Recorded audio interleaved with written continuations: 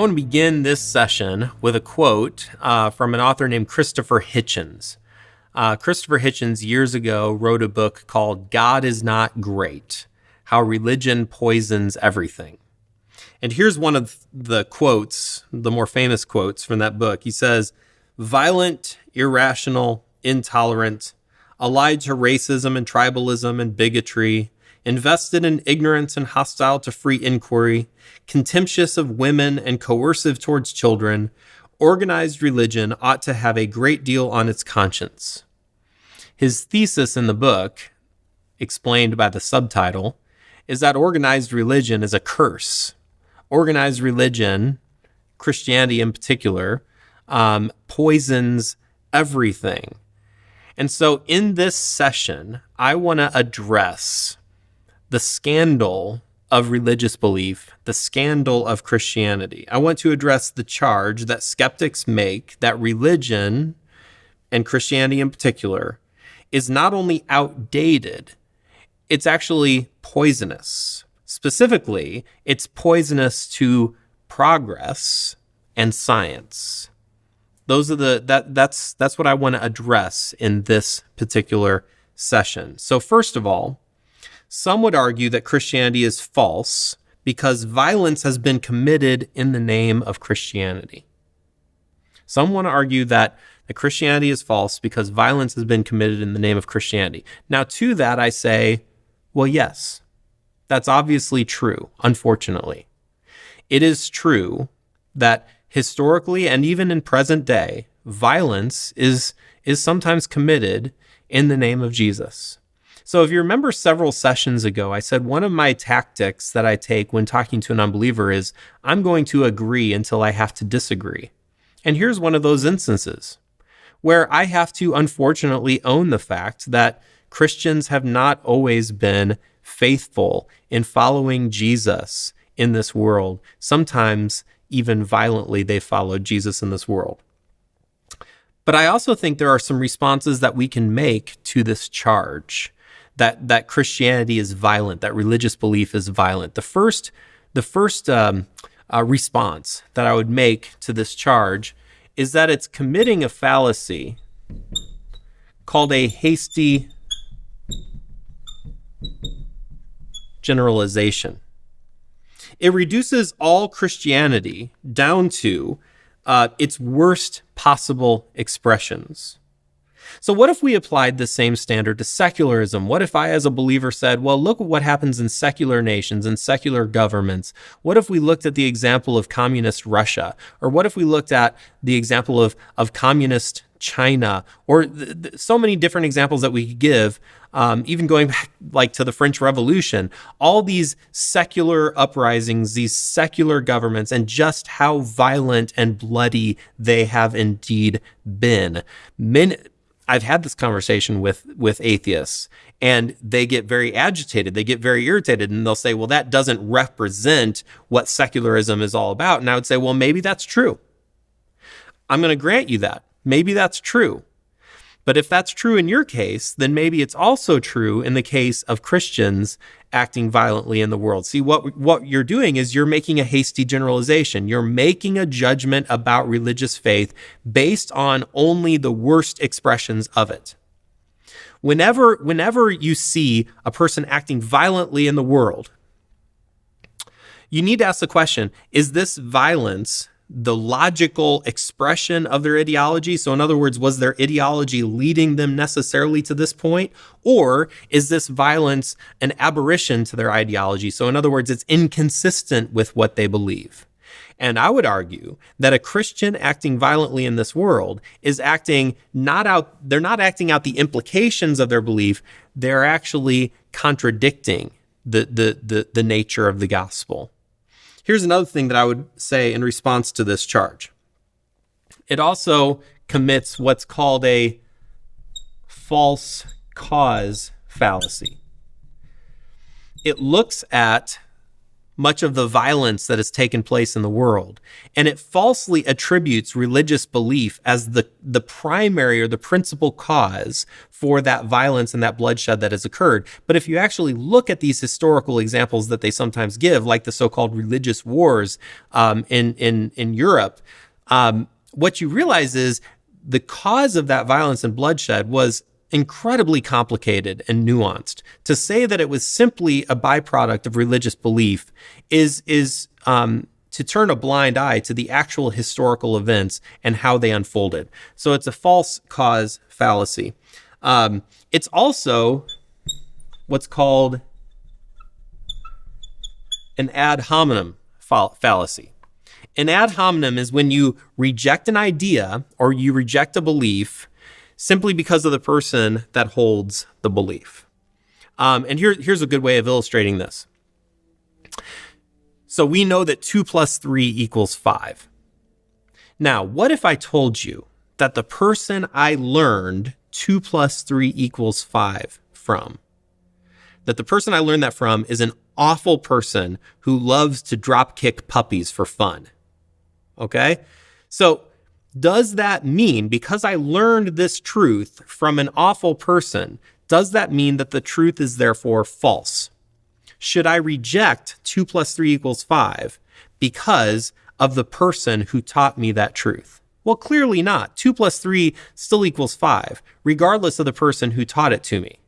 And that's an extreme example, obviously, but I would say the same thing about a person who rejects Christianity because of a particular Christian that they met, or because of the way that particular groups of Christians have conducted themselves historically or even presently. None of that behavior is a justification for saying automatically, well, Christianity must be false. It's an ad hominem fallacy. Now, some people would say, so that's one charge, that religious belief, and Christianity in particular, is a violent belief. And to that, I would say, well, you're committing at least 3 fallacies when you make that argument. Other people argue that Christianity is antiquated and anti-progress. So it's not so much just that it's violent, it's also just it's unnecessary and it's against making progress in this world. So Christianity holds us back, in other words. And to that, I would say, this is simply not true historically. It ignores or dismisses the good that's been done by the church, by Christians in particular, through the centuries. If you want a couple resources that talk about this, I'll point you to a couple resources. One is a book written by a man named Alvin Schmidt. It's called How Christianity Changed the World. And he goes into great lengths in the book to talk about how every culture that Christianity entered into was blessed by that. Christianity was a revolution in regards to things like healthcare. It was a revolution in regards to things like the rights of women and protecting young at-risk individuals, workplace reform, prison reform, scientific progress. He just goes down the line in all of these different categories. Historically, when Christianity enters into a culture, that culture is blessed as a result. Another resource that I would point you to is by a man named Rodney Stark, who wrote a book called The Triumph of Christianity, where he makes a similar type of argument. That one of the reasons why Christianity exploded in the Roman world was because of the particular way that Christians and the church were conducting themselves publicly. And they became so compelling to the broader world that they grew as a result. And so anybody that makes the charge that Christianity is just anti-progress, that Christianity wants to take us backward, they just haven't studied the historical record. The historical record actually says the opposite. Now, I'll also offer one more response to this charge. The second response that I would make to this charge is, let's not assume that all progress is necessarily good. I'm not going to accept that assumption. The assumption is, well, religious belief, it holds us back from making progress. And religious believers, Christians in particular, would say, well, I'm not convinced that what you say is progress is really progress in the right direction. So sometimes, oftentimes, Christian belief is actually a blessing by pulling in the reins of what people regard as progress. Now, here's the third charge that's made. So it's violent, it's anti-progress. The third charge that's sometimes made is that Christianity, religion, and Christianity in particular, are anti-science. They're anti-science. This is a quote from Christopher Hitchens once again. He says, talking about himself, talking about atheists as he was, our belief is not a belief. Our principles are not a faith. We do not rely solely upon science and reason because they are necessary rather than sufficient factors, but we distrust anything that contradicts science or outrages reason. We may differ on many things, but what we respect is free inquiry, open-mindedness, and the pursuit of ideas for their own sake. So what Hitchens is highlighting here is, from his perspective, there is a fundamental contradiction between faith and science. We don't have faith, we have science. Now, let me just say outright that there is no contradiction between faith and science. There simply is no contradiction. Science is simply the discipline of studying some aspect of our world. That's what science is. It's the discipline of studying some aspect of our world. And so many of the first scientists, if you go back in the history of science, so many of the first scientists were not only practicing Christians, they were actually pastors, theologians. Science was born out of Christian belief. Science wasn't born despite Christian belief. It was born in a cultural environment where Christian belief was the norm. That's where science developed. So this idea that somehow there's a contradiction between faith and science, it ignores the historical record that shows historically faith and science have cohered fairly well. There is, however, a contradiction between faith and what's called scientism. Scientism. Now, scientism, let me give you a definition of this.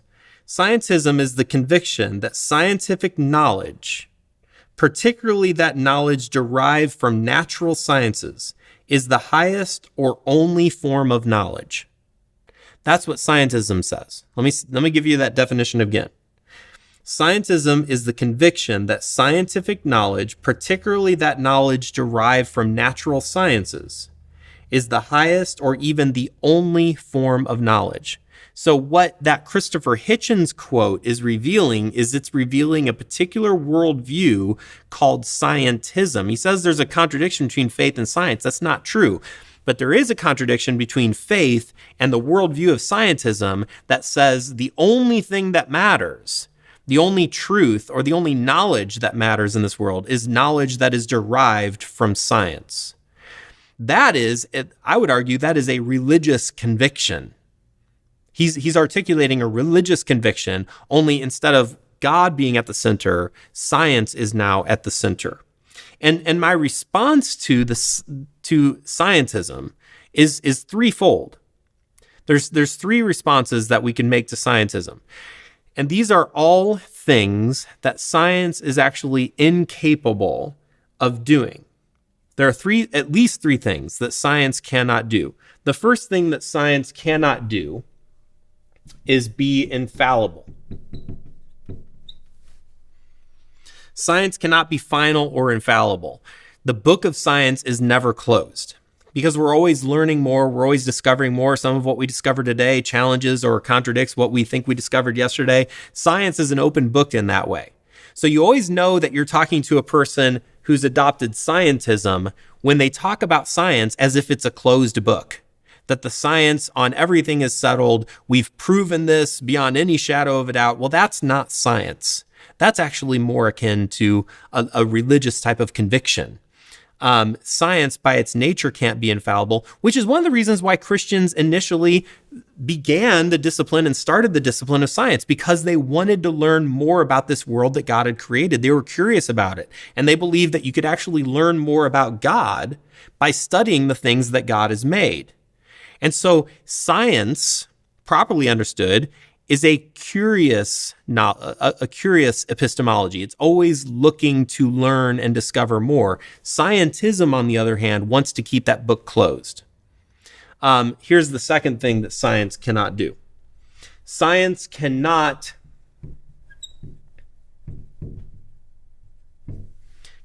talk about non-physical realities. It can't deal with non-physical realities. Science can't deal with things like morals and values and meaning and purpose and the soul. Science is incapable of talking about those things. And so the problem that scientism has is scientism necessarily has to rule out the existence of anything that's non-physical. Scientism has to explain away the existence of consciousness and the soul. It has to explain away the existence of morals and values and religious convictions. It has to explain them away because it can't really deal with non-physical realities. It's limited in that way. So scientism argues that there's a contradiction between faith and science because in their mind, there is nothing other than science. There's nothing other than the study of the physical world, to which millions and even billions of people would say, well, I'm not so sure about that. There are all sorts of non-physical realities that are some of the most important things about our life. Things like meaning and purpose and all the love even. There are all these non-physical realities that give our life purpose that scientism is completely incapable of addressing. Here's the third thing. And it's related to the second point, but science cannot give moral values. Science can tell you what is. Science can tell you what exists, but science cannot tell you what ought to be. Science can't give moral values, moral directions. It can simply describe the world as it is. And so science is limited. I love science, and Christians everywhere should love science. If you love God, you should love science, because science, again, is the study of the world that God has made. Christians should have a very, very friendly relationship with science. Scientism, on the other hand, I believe is toxic to the faith and contradictory to the faith, and we are right to challenge the assumptions that are made in scientism. So I've covered three things in this session. Three things that are regarded as scandalous about religious belief and Christian belief in particular. We talked about the notion that Christian belief is violent and should therefore be resisted or rejected.